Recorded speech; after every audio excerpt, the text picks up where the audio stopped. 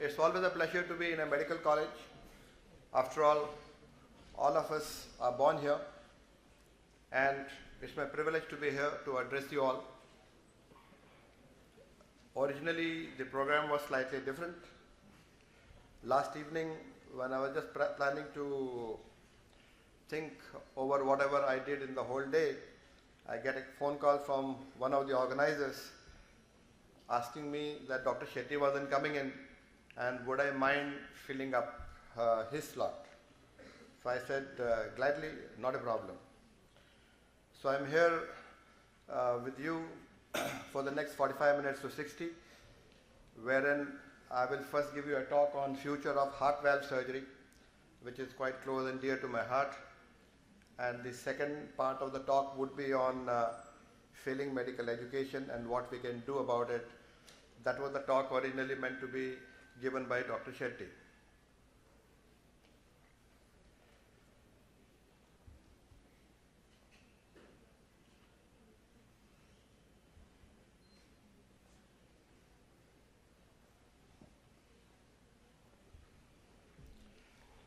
When I started my cardiac surgery training,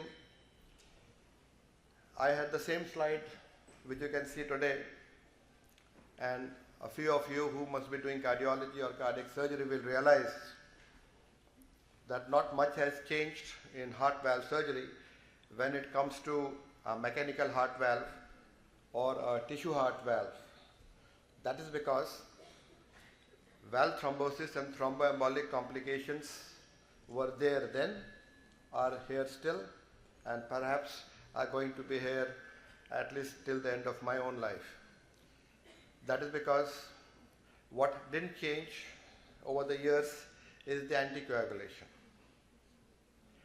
So while medical science made tremendous strides in improving surgery, in improving surgical outcomes, the surgical companies also made a lot of changes, a lot of improvements in heart valve design, but what failed us was the pharmaceutical industry, that they just did not address the problems of oral anticoagulation. So 1961, we had the Star Edward ball and cage valve, which I'm sure the present generation of medical students wouldn't see, but I'm sure the surgeons have. And we also have the world's best bileaflet mechanical heart valve like the St. Jude valve, which was developed as early as 1977 and launched for clinical and commercial use in 1988. But after that, not much has happened in the field of mechanical heart valves. And I would not be wrong in saying that perhaps heart valves, mechanical type, cannot be improved upon further, at least for the next 15 to 20 years. That means we are already at the height of technology when it comes to mechanical heart valve design. It can't be improved, full stop. The second type of heart valve design that the surgeon, cardiologist and his clinicians have is a bioprosthetic valve or a tissue heart valve. Tissue heart valve started in 1969 with the now infamous Ionescu Shiley valve, which was very promising, but later turned out to be a complete disaster. So in the last 15 to 20 years, what definitely changed has been the improvement in bioprosthetic valves. And today, at least in our practice in private setup and worldwide, majority of the heart valves used are bioprosthetic. Unfortunately, warfarin, rat poison, continues to stay with us, even though it was developed in the year 1927. It was actually developed as a rat poison, now continues to stay with us. And I don't see much changes in the anticoagulation oral variety happening in the next 5 years. All the current trials of newer generation of oral anticoagulation are definitely not addressing heart valves, more so mechanical heart valves. So there is not a single trial today wherein we are evaluating newer oral anticoagulation for heart valves. And yet I'm here to speak on what is new with heart valve surgery. So ideal prosthesis ever develop, or it will remain a myth and never actually become a reality. Just for the sake of knowledge, an ideal heart valve should be long lasting. It should mimic a normal physiological valve. It should not be thrombogenic. Valve durability should be good, and it should not have a phase of degeneration, and it should have, if not zero, a very low probability of developing infective endocarditis. So, ideal prosthesis remains elusive. It perhaps will remain elusive. So, what we as surgeons need to do is to find alternatives. So, as I said, mechanical valves have reached a phase where the current generation of valves cannot simply be improved upon. What about the bioprosthetic valves? Yes, there is still a tremendous scope to improve the bioprosthetic valves. All these years, we have been using porcine aortic valve as a bioprosthetic, and of course, bovine pericardial valves. Somehow, the race between porcine valve and bovine pericardial valve was neck to neck, but I think in the last 5 years, there is enough data to show that porcine valves are going to lose the race or have lost the race, and bovine pericardial valve is actually here de facto as the gold standard. Having said that, only recently I realized that one of the newer valves on which I am actually going to talk is actually developed from porcine pericardium. So it's a new material. Porcine pericardial valves are thinner and have equally good tensile strength, and perhaps are here to rival the bovine pericardial valve, with which all of us have a long and lasting opinion and of course experience. So these are the various types of valves. I wouldn't go into the technical design in the interest of time. So today, over the next 10-15 minutes, I would devote time to what's called the TAVI, and the Americans call it the TAVR. So TAVI basically started as a transapical valve implantation. So this was a procedure developed almost 10 years ago, where through a small left thoracotomy, the left ventricular apex was exposed. This procedure was developed and designed for patients who had so-called inoperable aortic stenosis, meaning these were patients who were very elderly in their 80s and 90s, who had a lot of comorbid conditions and were considered very high risk for a conventional aortic valve replacement. So this was a procedure developed so that you could still do an aortic valve replacement without the use of cardiopulmonary bypass. So transapical valve implantation basically meant exposing the LV apex, taking a purse string, passing a guide wire using the Seldinger technique across the aortic valve, doing a balloon dilatation, and implanting a bioprosthesis within the existing calcified aortic valve without the use of cardiopulmonary bypass. The initial results were obviously disastrous, with incidence of stroke being 33%, mortality being also 33%, and a lot of other complications. Obviously, over the last 10 years, the technique, the design, and everything changed and improved. So today we are here to talk on TAVI in a much greater detail. So TAVI was transapical valve implantation. Later the surgeons realized that they were not very comfortable doing transapical valve because it had its own share of problems specific to the exposure and the fact that left ventricular apex myocardium actually bled a lot in patients who were elderly. So then it became a transaortic valve implantation. So the word TAVI persisted.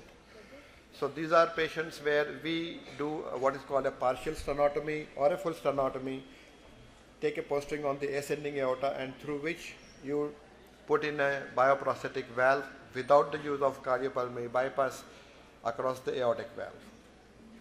So the trans-aortic valve remained in business for about 5 years. Like everything else, all our patients want as minimal invasive as we possibly can. And so today, TAVI actually stands for trans-arterial valve implantation. That means the same device is actually used from the femoral artery percutaneously, and in a retrograde manner, the guide wire crosses the aortic valve, balloon dilatation is done, and then a valve is implanted. So I'm here to today show you how a TAVI is actually done, because it would be a new learning experience, especially to the young minds that are there in the audience. So basically, there is a huge population of aortic stenosis because it is a degenerative disease, and as the age advances, its incidence obviously rises. So in a developing society like ours, where longevity of life is increasing every decade, such patients are there in plenty. The conventional surgery in our hands and in most hands is actually quite good. So TAVI procedure is basically restricted for use in those patients who are probably in their 80s and 90s, who have multiple comorbid conditions, and who in general are considered too high risk for conventional open heart surgery. So the requisites for a trans-arterial valve implantation or TAVI are that it essentially involves a team approach. That means the team definitely has a cardiologist who independently sees the patient and comes to the conclusion that so-and-so patient is not a good candidate for open heart aortic valve replacement. Cardiac surgeon then sees the patient on his own, and if the two come to the same conclusion or similar conclusion that the risk of conventional open heart surgery is too high risk for a given patient, then the approach of TAVI is actually indicated. There is a lot of pre-planning required once a decision is made to offer TAVI to a particular patient. Then TAVI also has opened another new area for both the surgeon and the cardiologist. So today you need to have a hybrid operating room, hybrid OR. That means it's an operation theater with a cath lab like image intensifier. So which is expensive, but tomorrow a lot of non-cardiac surgical procedures will also be done in a hybrid operating theater. Of course, it has to be also equipped with transesophageal echo, and today transesophageal echo is actually not a domain of the cardiologist alone. Most anesthetists are actually very good with transesophageal echo, and my own anesthetist, I find him to be very good, and in fact I rely more on my own anesthetist for transesophageal echo rather than a cardiologist.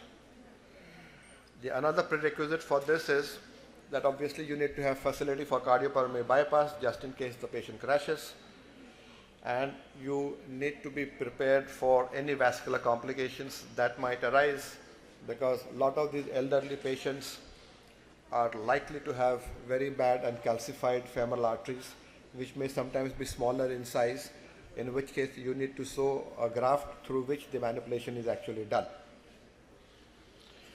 As far as anesthesia for TAVI is concerned, there are two different schools of thoughts. Most of the North American continent and Western Europe believe that the procedure should be done under full general anesthesia, and I believe that that is the right thing to do. But there is an equally forceful group in France which believes that these patients are actually very high risk for general anesthesia as well.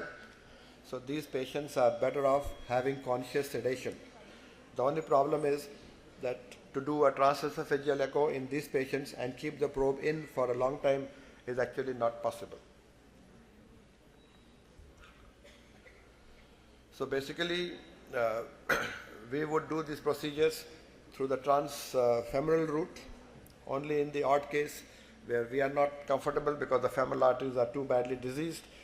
You can have options through the axillary artery or sometimes through the aorta itself.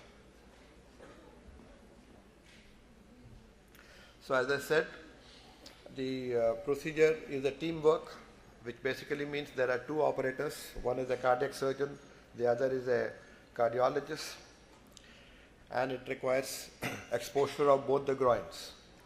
In short, I will just enumerate the procedure so that you can appreciate the video better. Both the groins are exposed. Through the right femoral vein, we put in a pacing lead because a lot of these patients may experience transient and sometimes permanent AV block. So a pacemaker, a temporary pacemaker is mandatory, which is put in through the right femoral vein. Both right and left femoral arteries are cannulated. Through the left femoral artery cannulation, we put in a pigtail catheter which sits in the non-coronary sinus of the aorta, and that is used for imaging. And the right femoral artery is cannulated so that all the manipulation and the implantation of the valve can actually be done through the right femoral artery.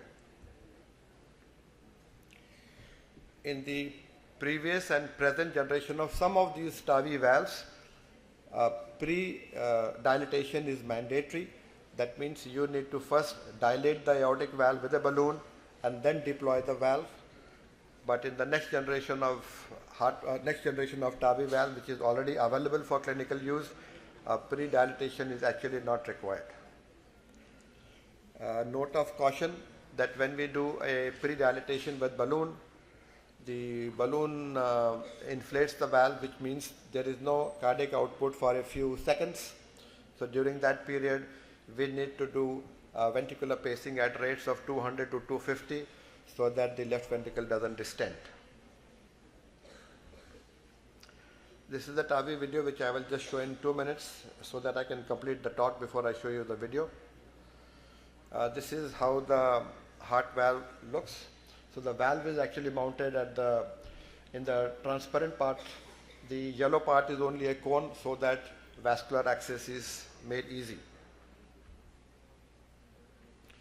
So this particular catheter mount has got a full delivery system in one piece. That means once the guide wire is in, all you need to do is to get this full system in. It's currently the one design which we use is 18 French, but the new 14 French, smaller in size, is already available, and that's what we envisage to do in the next few weeks. This is how the three different types of biological valves look. The valve which we have had some experience is the core valve, but the Sapien device is also going to be available in the market very soon. So film I'm going to show you would be the core valve with which we have we've had some limited exposure.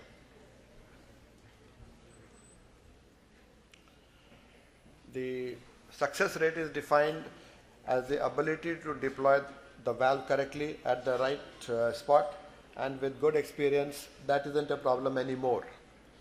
In the previous generation of valves, sometimes the valve positioning was quite difficult, and accidentally the valve got deployed either too low or a little too high.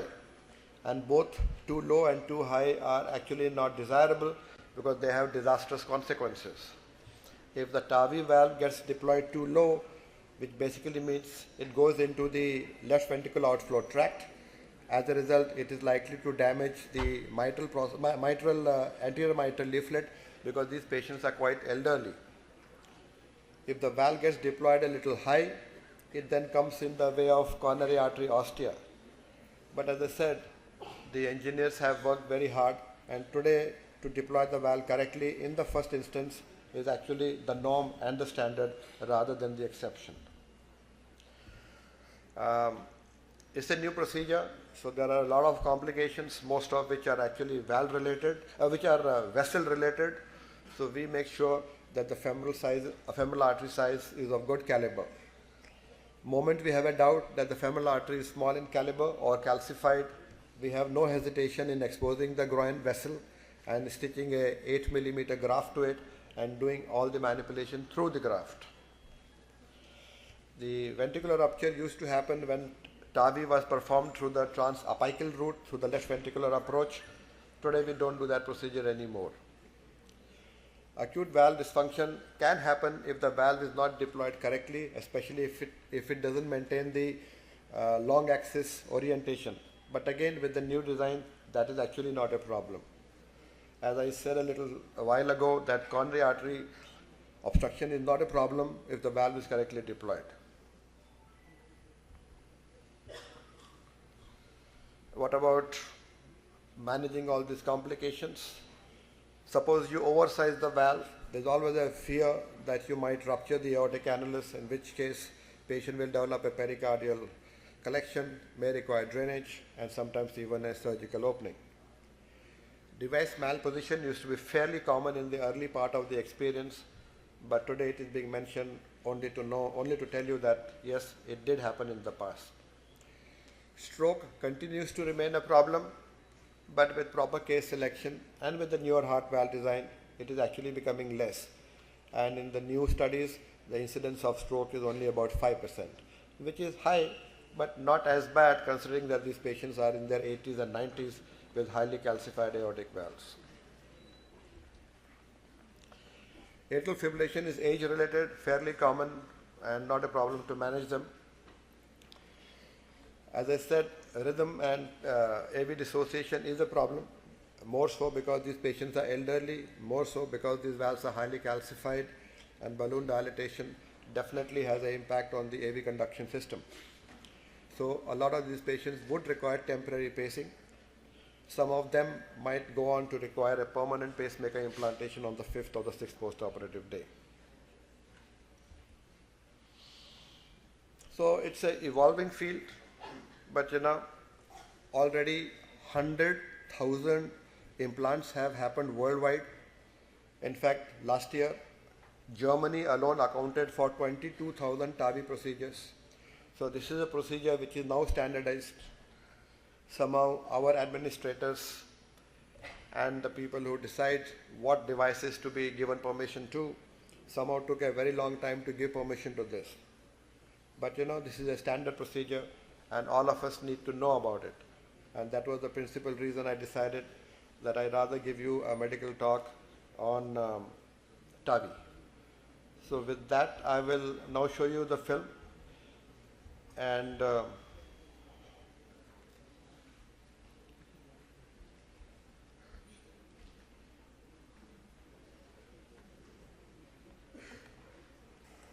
now we're putting just a standard 035J wire back in, and then 14 French sheath. Yes, because it's quite. We have just an angulation Yeah. just here, so let's go slowly here. So if we could just screen down, Ali. Okay, fine. Finally, the wire already strengthened the artery, but let's go aussi. So let's go slowly here. I'm just trying to pull it a little bit. So although we are using the confeeder wire to deploy the valve, we're going to be using an Amplat Super Stiff just for the delivery of the 14 French. Do you have the wire? Not yet. Not yet. Okay. You can use the confeeder wire to deploy a sheath, but in this instance we're just going to go with the Amplat Super Stiff initially. So stiff wire, this is the Amplat Super Stiff. Okay, so this is the 14 French dilator going back just to help the... Just to attend the 5 centimeter.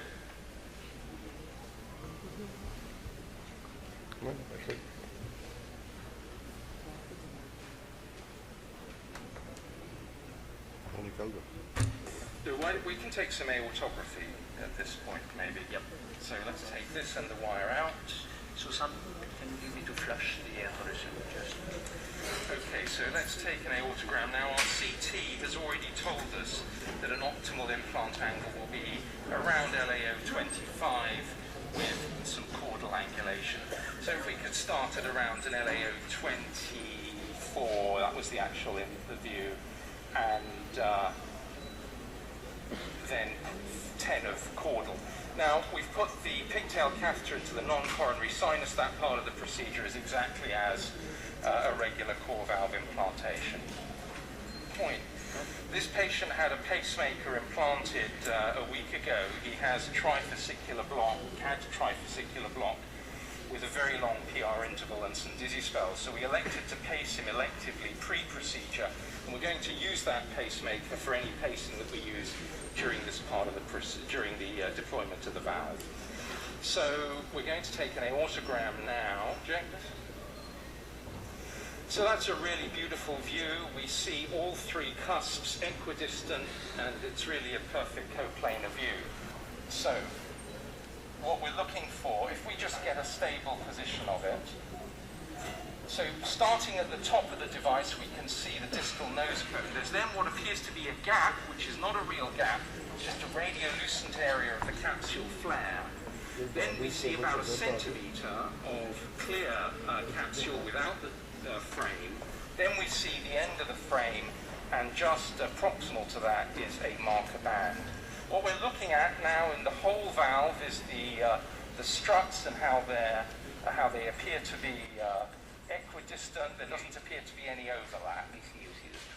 So now if you look at the back end of the device, you'll see the two paddles on either side of that saddle-shaped end of the delivery catheter. And those paddles are the paddles of the evolute R valve that are sitting nicely, and there doesn't appear to be any misflow.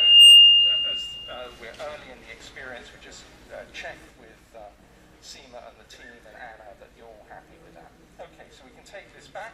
We'll now cross the valve and do a valvuloplasty. So this is an AL1 catheter on a J wire, then you'll then change to a straight. Yep. Okay, so I go. Okay. I wait for you. So okay, if we now come to an RAO view, and what we're going to do now is put our pre-shaped tabby guide wire, the confeeder wire, into the ventricle. So we're going to be doing the valvuloplasty with the Loma Vista balloon, now barred. It's the true balloon, and we've chosen a 20 millimeter by 4.5 centimeter balloon. This is a balloon that has advantages of rapid inflation, rapid deflation. It's made of a fiber-based material.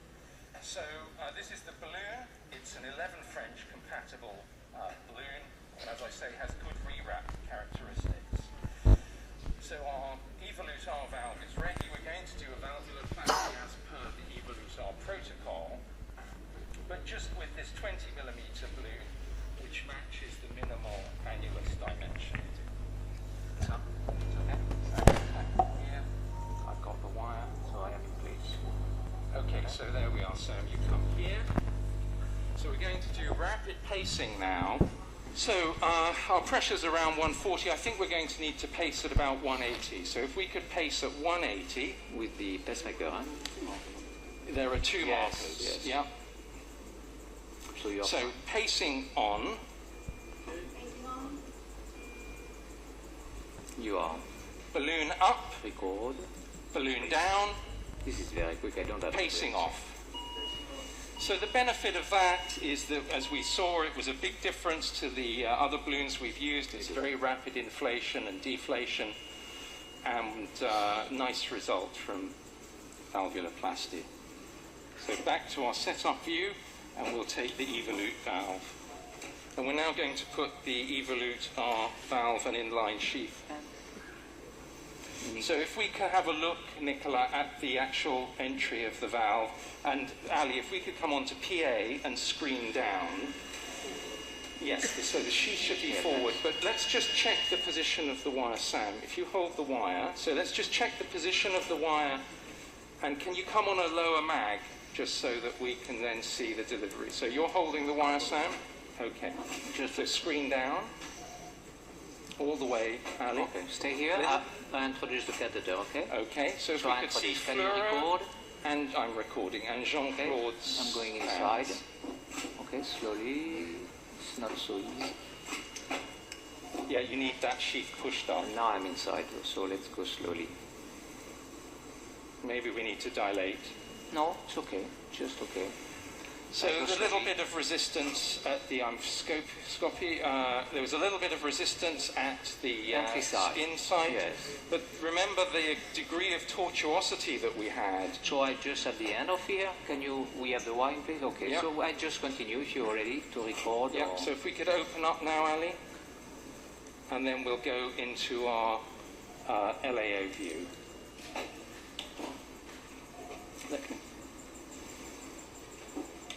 So the end of the frame now is just above the top of the pigtail, and there we've just advanced to about 3 millimeters. That first node is 3 millimeters. Oh yeah, because it's big change now. It's 6 millimeters between the 0 and the known as 1. Yes, sorry. Crossing, eh? No, the first node is 6, so we want to be deploying half of that. Okay, so I'm now starting the deployment, and this is a one-to-one relationship between what I turn.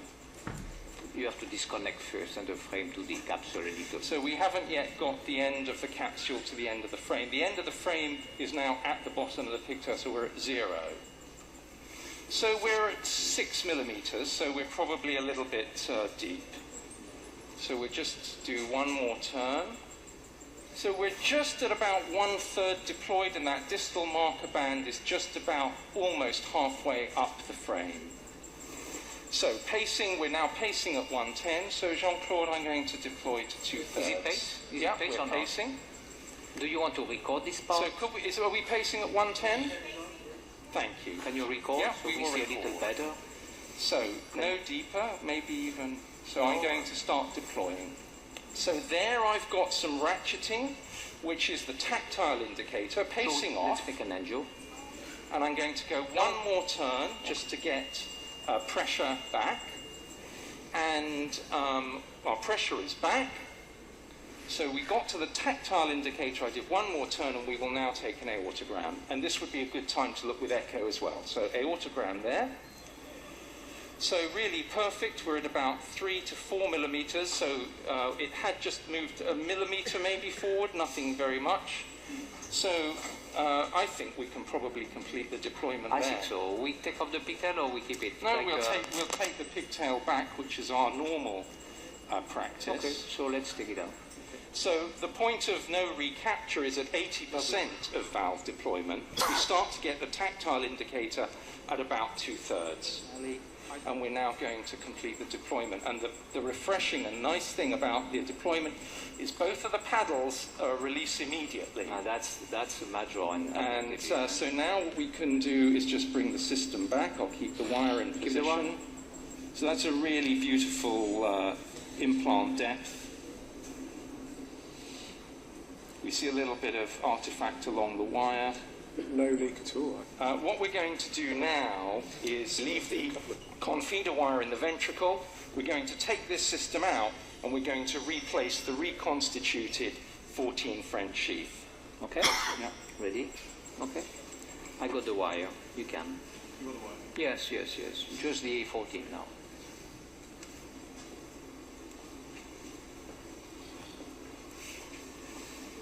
Just take the pressure, we leave it to expand. That's a good idea. Huh? So really there's just the tiniest trace. It's exactly 3 millimeters. It's half of the bottom diamond. Maybe it's 4 or 5 on the left. And really just not even a trace. So I think that's a very nice result. Yeah, yes. And I think that shows the valve really nicely along its long axis.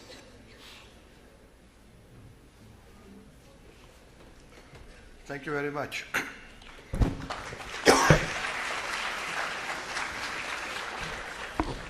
I would be quite happy to answer the questions.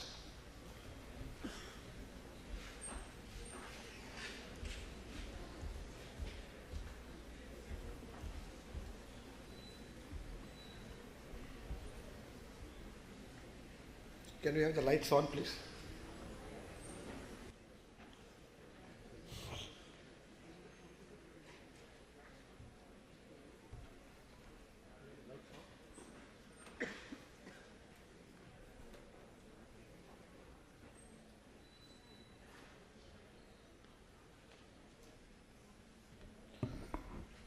One of the many reasons for me to select this topic for the formal presentation was that it will have a tremendous bearing on our training systems. All these years, while doing MCH, the cardiac surgeon training never went to the cath lab. So he had no idea how cath procedures are done. I am of the belief that the time has come that out of the 3 years of MCH, at least 1 year needs to be devoted to cath lab because the future of cardiac surgery is going to be in the cath lab. And if cardiac surgeons want to remain in the game and want to remain abreast of the new technologies which will arrive, a cath lab training is mandatory for cardiac surgeon. Already a similar procedure for the mitral valve is actually in trial, clinical trial, and before the end of the year we should have the same valve available even in our country. So all this will have a major impact on how we train our students, how all the curriculum actually needs to be revised and further modifications need to be made. No questions? I thought there would be a lot of questions. So these valves were developed basically for use in the very elderly people who were in the very high risk group. At that point, the longevity of the valve was supposed to be only 3 to 5 years. But obviously the engineers are working very hard, and the current generation of valves are meant to actually last 8 to 10 years. So it's a question of time that these valves will last as long as the current generation regular surgical valves are. So this procedure, which is actually designed and tailored for the very high risk group, will become a standard practice perhaps in 5 to 8 years or maybe 10 years. But this procedure is here to stay, and we as surgeons cannot keep our eyes shut to it, because I can't keep saying that my surgical AVR is as safe, because this is genuinely very less invasive, absolutely no opening of the chest. So if there are no questions, should I go to the next topic?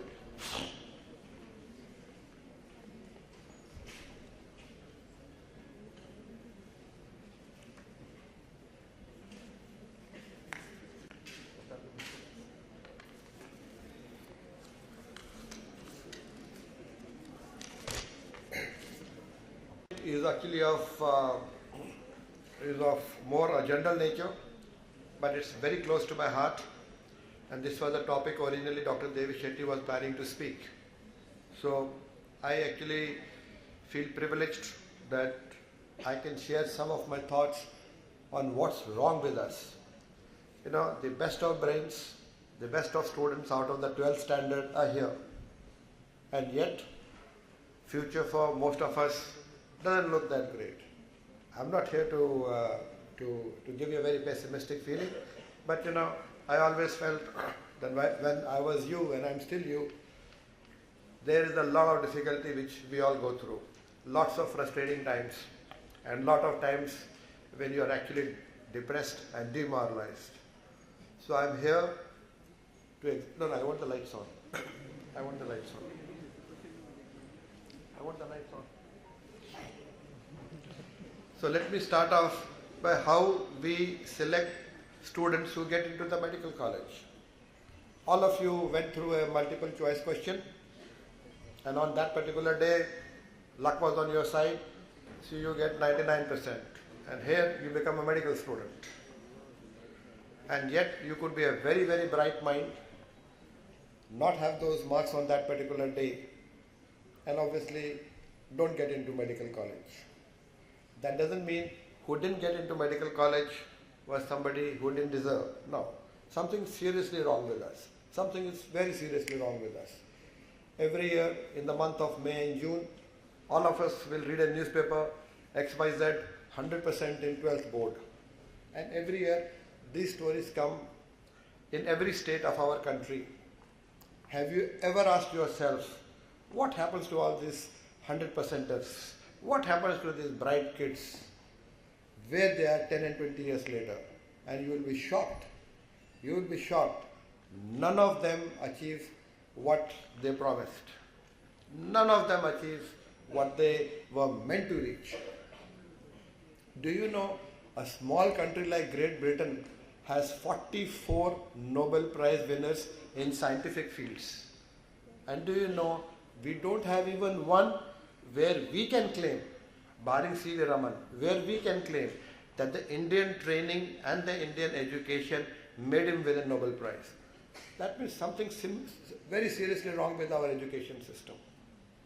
The other problem with our education system is it's seriously wrong that we are not even producing idiots like Steve Jobs. We are not even producing a Bill Gates. Steve Jobs wasn't the best mind. Bill Gates wasn't the most intelligent person ever born. But you know, we as a nation, we as teachers and trainees and students, including me, have simply failed. We just cannot produce a Steve Jobs. We cannot produce a Elon Musk, and we definitely will never be able to produce Nobel prizes in basic sciences simply because something is seriously wrong with us. And I am here today just to share my thoughts, what is that wrong thing and whether any of us can do anything about it. So having said that, in our country, half the medical colleges are in the so-called private sector and half are in so-called public sector. We all obviously look down with a lot of disdain against the private medical colleges, and rightly so, rightly so. The candidate may not have the aptitude to become a doctor, but his rich parents buy him a seat. Do you know, out of the 50,000 medical doctors we produce in our country annually, 20,000 of these seats are in the private sector where the seat is actually bought. Imagine 20,000 seats multiplied by 50 lakhs or 1 crore. What a huge amount of money that is. And most of that money is illegally earned by the parents of that kid. I'm not blaming the kid, mind you. I'm blaming the system. And we here are competing with those students. Is that a fair war? No.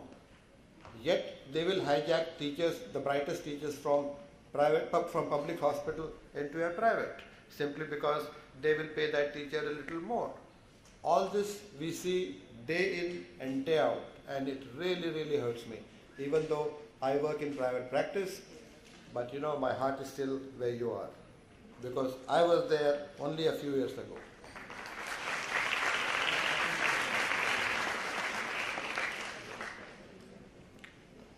I don't want to talk about reservation because it is an issue of contention, so let's bypass that. Absolutely no problem.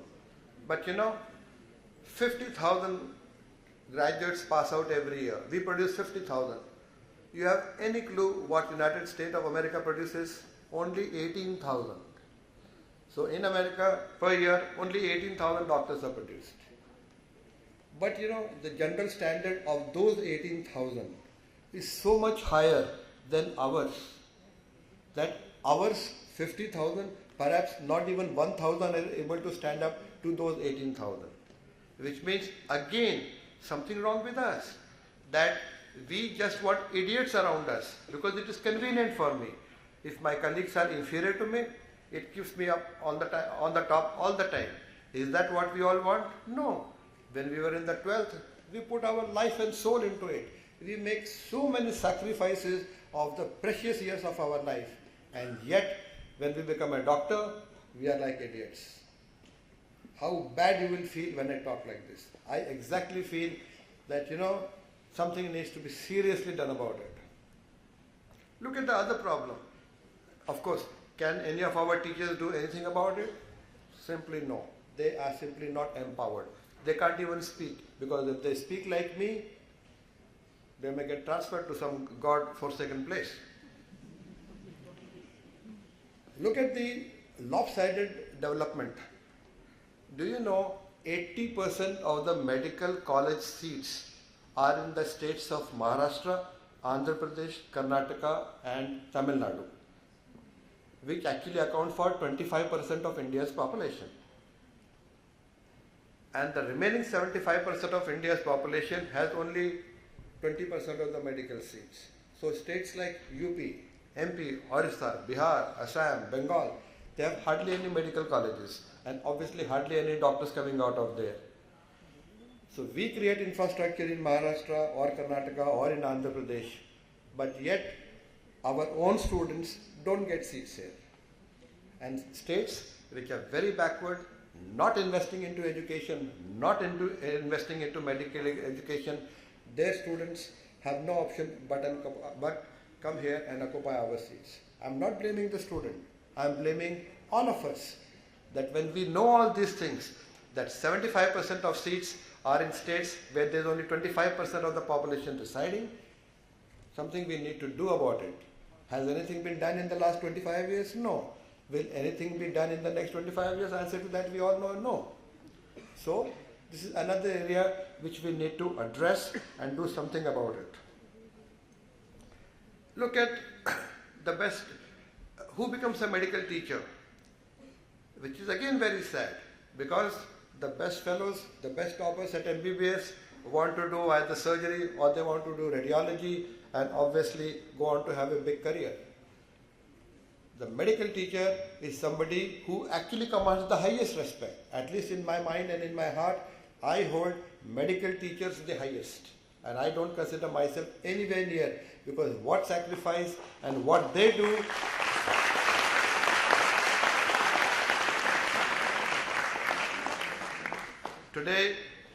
Today's medical teachers are the people who are going to be creating doctors of tomorrow. These are doctors, some of whom would travel to the United States and settle down there. What does the teacher get in return? Nothing except maybe an occasional thank you or an occasional hi or an occasional letter, which is nothing. Does our government realize that these are the teachers who could have been like me, gone into private practice, had a good life? No. They stay with the students. And they stay with the students sharing all their problems, all their griefs, and all their depression, and all their problems day in and day out with no solution inside. Which again brings to the point, the best students should actually become the teachers, because only then will our medical education and medical standard actually get better. So there has to be a system wherein the toppers, both at the MBBS level and the postgraduate level, should somehow be inducted into the medical training. Look at the converse side. We cannot change the system? Fine, no problem. But we all read newspapers. If you see the top 4 or 5 doctors of this country, whether it is Dr. Devi Shetty, whether it is Dr. Trehan, whether it is me, whether like Dr. Pandey, or there are so many, are any of us ever involved in training of either the MBBS or the postgraduate doctors? The answer to that is no. That means the nation is watching all these top doctors busy into their systems.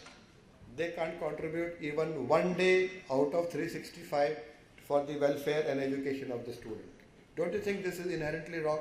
Don't you think this is something wrong? There is a lot to be learned from all these stalwarts. Some of them are very good in management, some of them are very good in commerce, and some of them are very good in churning out numbers because they just work night and day. So there's a lot to be learned from all of them when we are students.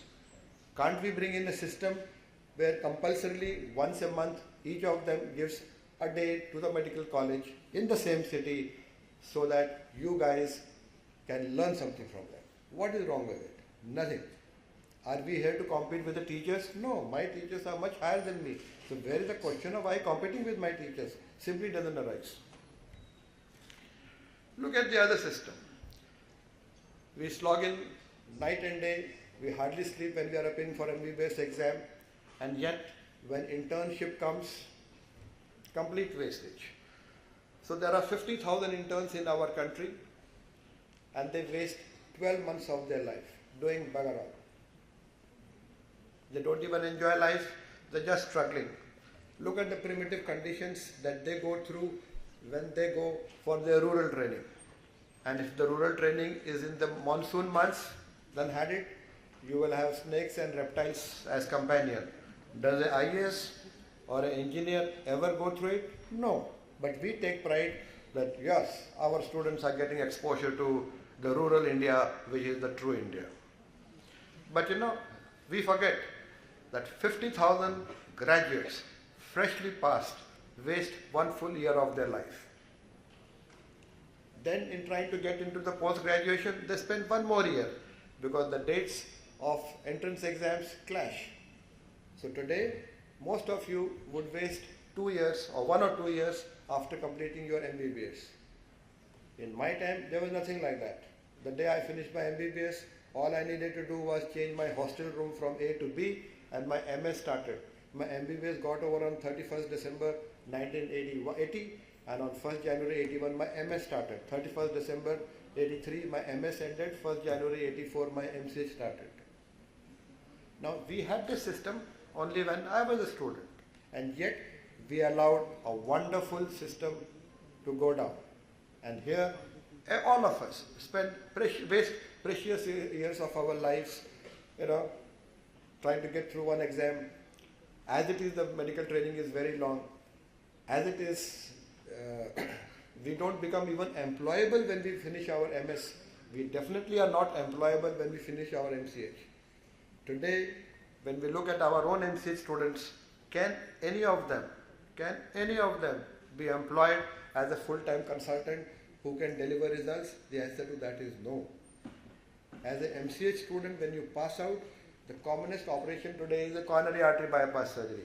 Can an MCH student from any of our so-called esteemed institutes in the country is in a position to independently perform a coronary artery bypass surgery? The answer to that is clearly no. That means something seriously wrong with us. We all need to wake up that after 3 years of MS and 3 years of MCH, I can't do a basic coronary artery bypass surgery all by myself. Something seriously wrong. And after that, I spent another 4 or 5 years trying to become a good cardiac surgeon. That means 10 years gone in the process. We all need to do something about it, and the time to do that is now. I am very accountable. I simply cannot have a mortality, because the day I have a mortality, the whole town seems to come to know. So if my patient dies today, believe me, within 1 hour, all my friends in other hospitals come to know that my patient died.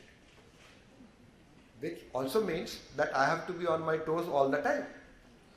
If I go to a restaurant and I become abusive, or I am not at my best behavior all the time, it will come in print the next day newspaper. That means you are accountable for all your actions, not only as a doctor but as a human being. Similarly, it has to be everywhere, in every field. Now, what can we do to improve things? So there are problems, we all know it. So let me not rub more salt and pepper on the wounds, because all of us are aware of the problems. Can we do something to address the system? And the answer to that is capital yes. So I have a few suggestions which I will make. I would definitely be very open about them. One is that the internship should definitely be used more clearly. The student should have certain goals which you need to have to complete 12 months of internship. It should not be a waste of time. It should not be considered, after 4.5 years of grueling, let's have 1 year of relaxation. A doctor can't have relaxation. So we need to have a very structured internship. We need to improve our system of selecting students for post-graduation. I find a lot of the time students get into surgery simply because he got it. But he wasn't cut out for it. He wanted to be somebody else, he wanted to be something else, but he doesn't get it, so he lights up there. I meet a lot of DNB students in anesthesia at Hinduja Hospital. And I always ask the first question, so why anesthesia? Sir, I didn't get surgery. Oh, so if I don't get surgery, which I always wanted, and I get something else, don't you think the chance of me being successful is the highest if I do the field which I like from my heart? So if I like anesthesia from my heart, I will become a very, very successful anesthetist. But if I wanted to be a heart surgeon and I definitely have the aptitude for it and I don't get it, whatever other things I do, I will never be as successful as another anesthetist if I didn't get cardiac surgery. And one of the many reasons I wanted to do cardiac surgery was simply because I realized I felt that I always will be good at it. Somehow I was interested in it. Somehow my mind, my education, my everything was targeted towards it. So if you like something and you get that something, guaranteed to be successful. But if you pursue something which you never got as your first choice, believe me, you cannot become a top-rate doctor, you will remain a second-rate doctor. Which again brings us to the basic point that part of the selection process for post-graduation has to be an aptitude test. You can have the necessary marks, but aptitude test is mandatory and their teachers are the best people to decide which student is good for medicine and which is good for surgery. It cannot be left to the student alone because he or she doesn't understand and he or she doesn't get those marks, so the poor candidate takes something for which he never was meant to be successful. What about running the medical college hospitals?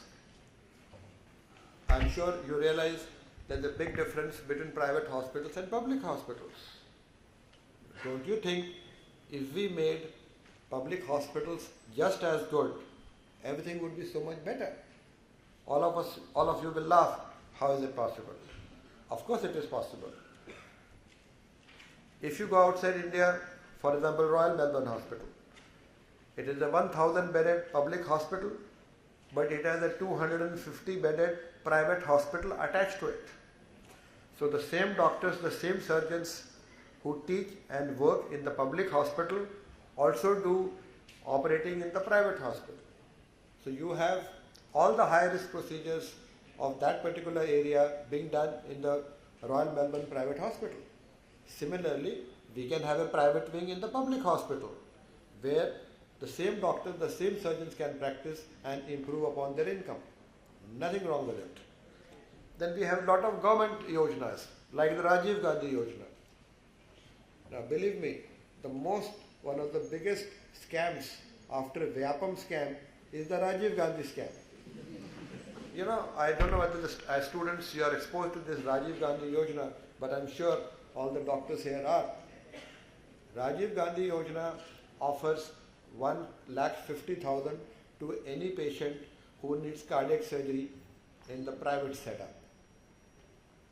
You have to have a certain kind of ration card. I don't have that ration card, but an agent will get me that ration card for 5,000 to 10,000 rupees. So let's take it as 10,000 rupees. So now hospital is left with 140, but I've got the document now. So the government secretary Babu decides that yes, Dr. Pandey is below poverty line, he should be offered Rajiv Gandhi as a patient. So I get Rajiv Gandhi permission, that Babu takes 25,000. So now 25 plus 10, 35,000 gone. So now Dr. Pandey, to undergo his bypass operation, has 1,15,000. So now I approach Seven Hills Hospital. I am taking exact names because I have no fear. So I go to Seven Hills Hospital. Dr. XYZ, can you do my bypass? Yes, of course. First he will see my film. Oh, you are clearly inoperable. Oh, all this time I was operable. Now when it comes to the crunch, the doctor says ejection fraction is only 40%. Arteries are not very good. No doctor, but my father comes. I have to save my son. Dr. Pandey is very important and dear to me. Please do his bypass. Okay, we'll have to see the film all over again. Yeah, it can be done. But this Rajiv Gandhi thing, payment is not adequate. Very good. So now the Seven Hill doctors tells my father, if you pay 1 lakh rupees, I will do your bypass. So immediately I become operable. So now surgeon is interested in me. So now he fixes a date for me. So I go to the admission counter of Seven Hill Hospital. The clerk says, you've already exhausted 35,000 of that 1,50,000. So who will pay that 35,000? If you pay, I get you the bed. If you can't, bad luck. So now anyway, my parents have invested 1 lakh into the surgeon. So now they cough up another 35,000 rupees. Now the other problem is everything now ready. Surgeon agreed, hospital clerk agreed that I deserve to be admitted and I deserve to be operated by XYZ. So now the hospital CEO comes in to interview me. Doc, see, you realize to get out 1,15,000 from the government coffers is very difficult. Sometimes it takes 2 years to get out that 1 lakh money from government, for which we have an agent who recovers the money from government, and he needs to be paid 25,000 rupees. So we started with 1,50,000 rupees and I am actually left only with 90,000 rupees. And imagine getting a bypass surgery done in a private hospital at 90,000 rupees. It is simply not possible. So my solution to this is, why is government of Maharashtra funding this activity in a private hospital? Why not do the same activity in a public hospital? You give the same money to the public hospital so that the surgeon also gets paid and everybody gets paid, and corruption will be automatically out and the numbers will automatically increase. So there is a solution to every problem, but we don't want to address it. We simply don't want to address it. The other thing is, I am accountable, and the more I work, the more I earn. So people like me do 750 surgeries per year. Do you know, even a large organization like KM Hospital doesn't do 750 open hearts a year. That means something is seriously wrong. Something is seriously wrong. And I believe for trainees to get lots of work, the hospital should be performing lots of operating, and lots of surgeries must happen in public hospital, so that our trainees come out and who are better than me and better than people like me, or better than surgeons in the United States. All this is achievable. We just need to create accountability somehow, and we need to look after our teachers somehow much better than what we have done these years. Which brings me to the final point. I look after my practice as a doctor, but at the end of the day, I have to also behave like a CEO. I have to make sure that I must achieve my target of 65 open heart surgeries a month, and I must achieve a revenue of XYZ every month. And that is why this concept of CEO is mandatory. Similarly, I feel time has come that every HOD in a public hospital, and more so the dean, should be made to function and have powers like a CEO. The head of surgery, head of cardiac surgery, and the dean must feel so proud at the end of every 6 months that yes, this month we achieved a growth of 25%, last 6 months we performed 500 surgeries, next 6 months they are going to perform 700 surgeries. So till we create a system where every head, every dean behaves and is empowered to behave like a CEO, then only the future is secure. In the absence of that, mediocrity will prevail and we will be one of the many. We need to excel because we were excellent students, and I want all of you to go miles and thousands of miles ahead of me and people like me. All the very best. Thank you.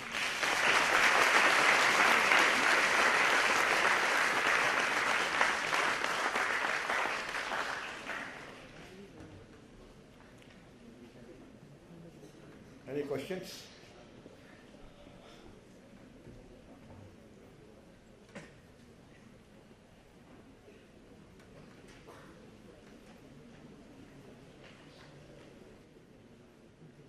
Yes.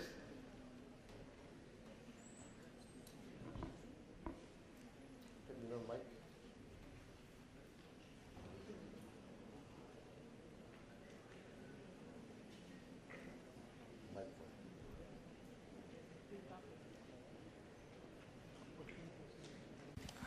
Good morning, sir.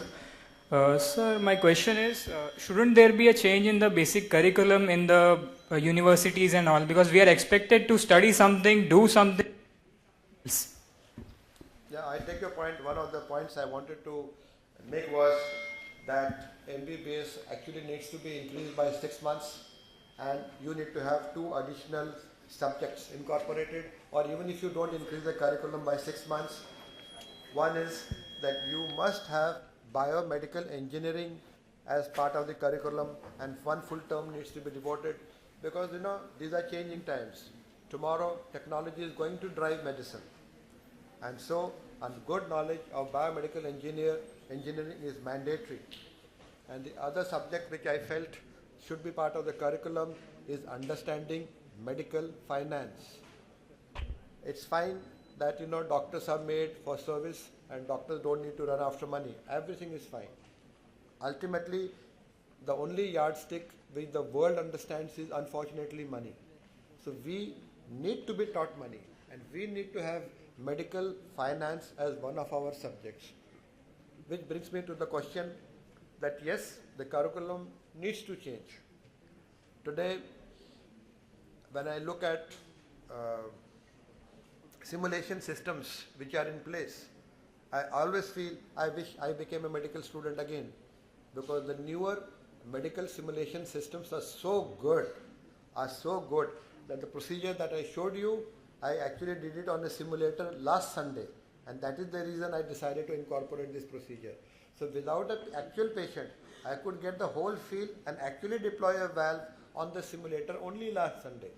And that means simulation and the technology of simulators should be also incorporated into the medical curriculum as an undergraduate. That means your teachers and heads of departments should have a committee where every 3 years curriculum should be reformed. Imagine running it like IIM Ahmedabad or IIM Delhi or one of the IIMs. Why they stand out? Because their curriculum keeps changing. Similarly, we as medical hospitals and medical doctors should encourage our teachers that no, our medical curriculum should keep changing, and we should have something which the regular medical colleges don't do it.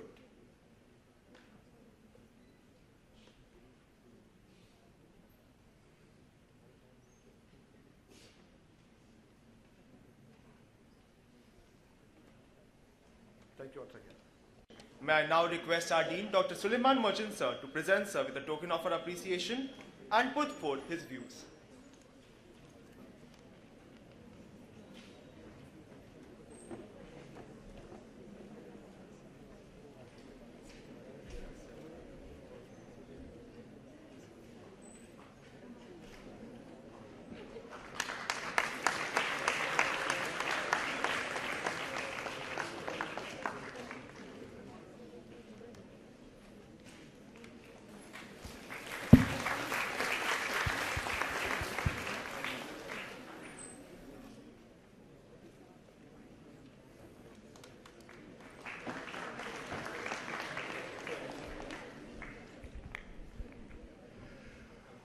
Since Dr. Devi Shetty didn't come, I've been asked to share my views, and I think, especially after hearing Dr. Kaushal Pandey, I definitely want to give a view. I'm an optimist, and public sector has changed a lot.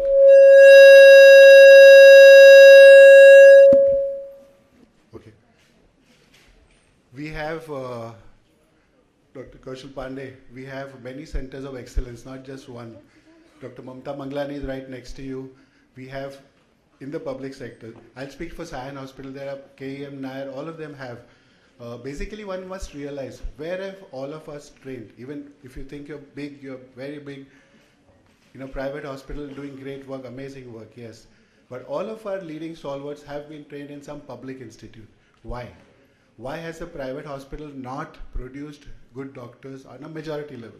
If you take our students and take private hospital students, there's no comparison. The medical system has been very good. There is a lot of scope for improvement, I agree. But we have produced the best of teachers, people who stay on, like Dr. Manglani and so many others, including me, have contributed it. Times have changed. And we have the belief, we have the vision, we have a lot of things to take for. Cyanex Hospital, for example, is doing 19 lakh OPD patients a year. We don't have to put targets.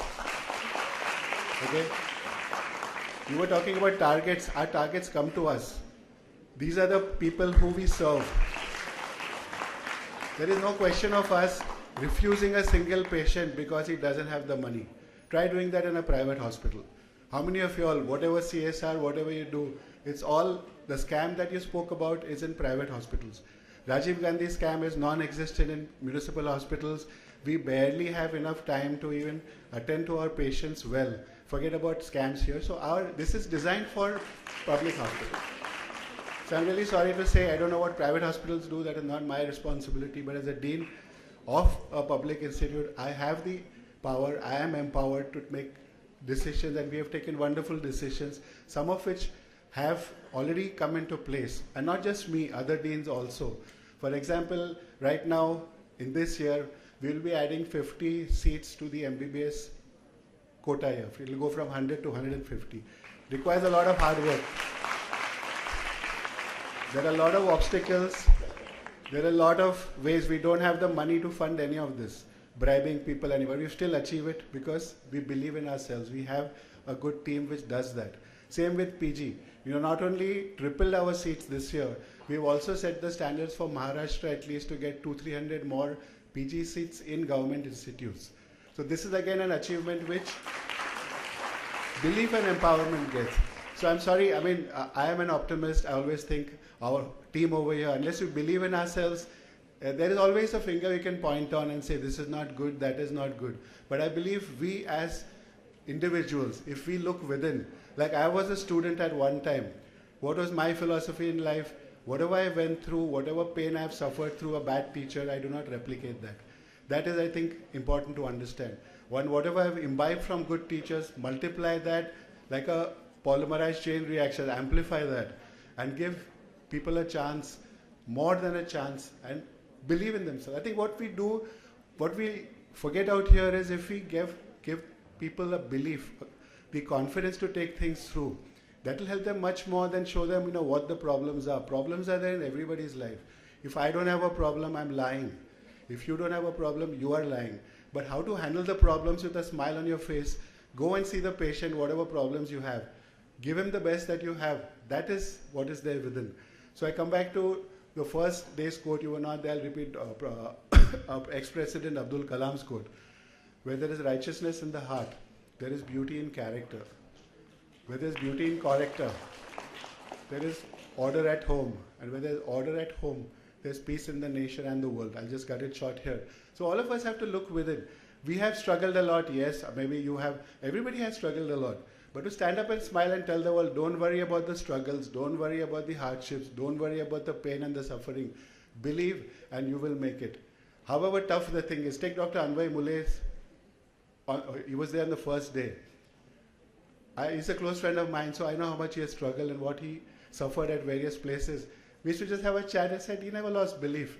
He struggled, he did his own bit. He told you about his struggle in the beginning, but in the end, he came out and he conquered the world. And you see everybody looking up to him now because he believed in himself. He took up the opportunity and he took up a cause. So we have to believe in ourselves. Each and every one of you all can outshine anybody. Please do not think that you are incapable of doing something because the system is bad, because the teaching is bad, because this is bad or what. In spite of everything being bad, you can come out and shine. The lotus comes out in a pond. It can be a muck pond, for example. There will be a lot of dirt there. Don't worry about any of the dirt around you. Concentrate within, look within, try and improve yourself. But don't harm anybody on the way up. Don't try and climb on anybody's shoulder. If you hold hands, you'll go much further. I think that would be a good lesson to take home.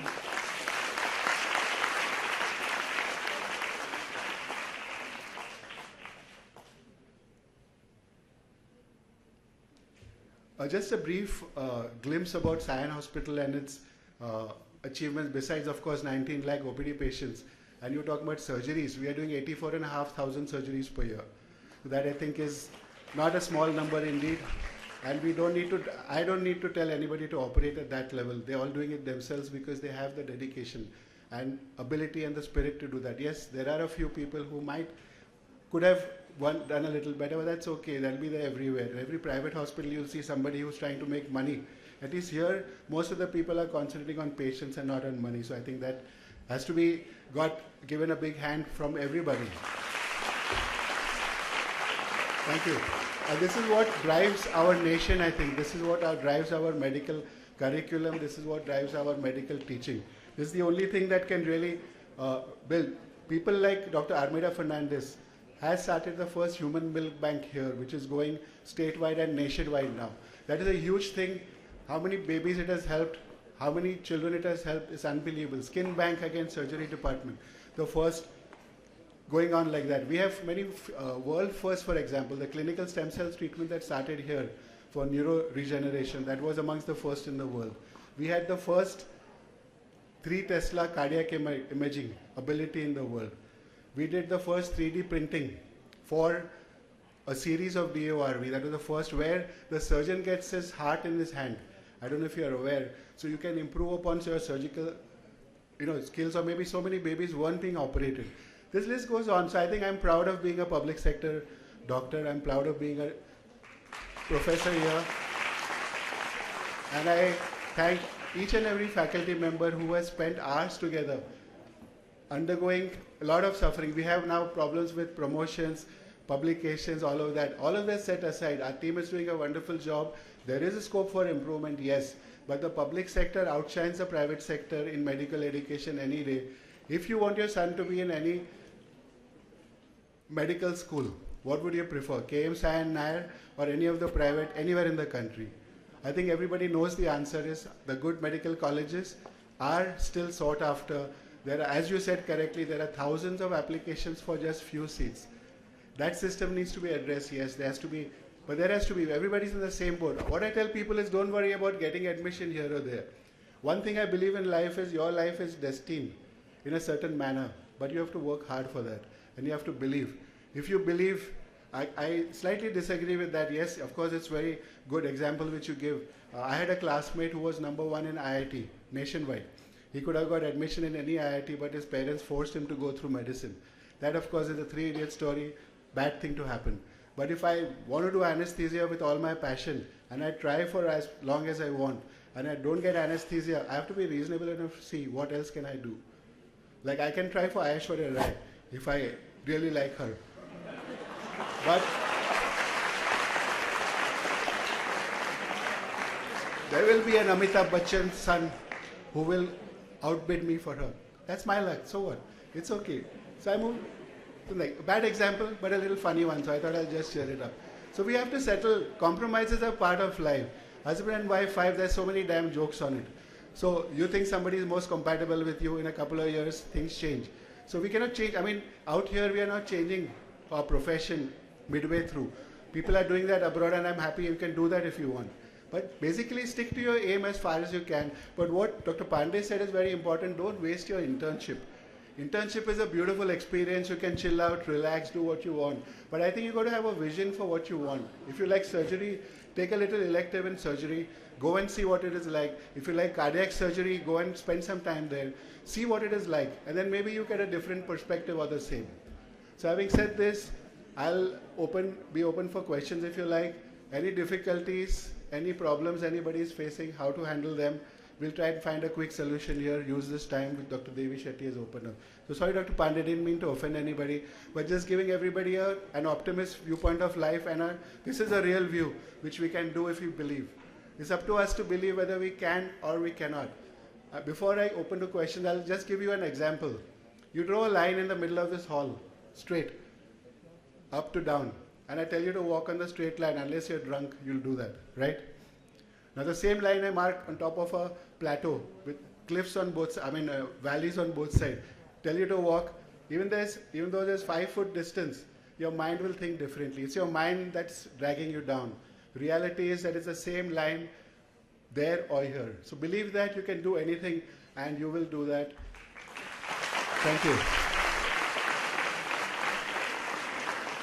Okay, so anybody has a very, very difficult situation who believes he cannot get through. This is happening to me. I cannot get over this. This is my luck. My luck's really bad. All that kind of thing. Anybody here? Okay, great. So everybody's really happy in life? All their teachers are perfect, all their marks are perfect. Excellent. I like this kind of audience. No, seriously, don't believe that. A little statement out here. If I ask you, how many of you all do self-hypnosis? What's your answer going to be? Can I see raise hands? Anybody who does self-hypnosis? No, right? Most people will say no. Now if I tell you, do you auto-suggest? Meaning good or bad?